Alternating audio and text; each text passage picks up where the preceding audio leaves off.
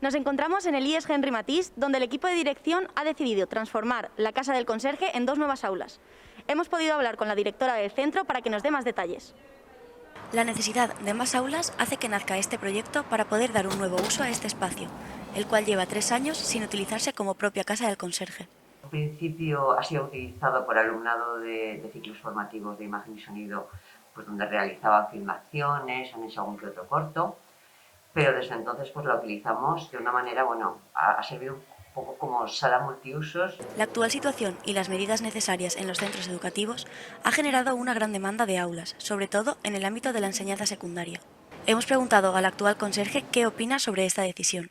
Hubo una época en que un conserje residente era necesario, pero con el paso del tiempo, las alarmas y todo eso han facilitado, y han hecho que el conserje residente no sea tan necesario. Aunque dirección aún está a la espera de la resolución del proceso administrativo, son cada vez más los centros que se unen a estos cambios, reformando antiguos espacios para poder así tener nuevos espacios operativos para sus alumnos.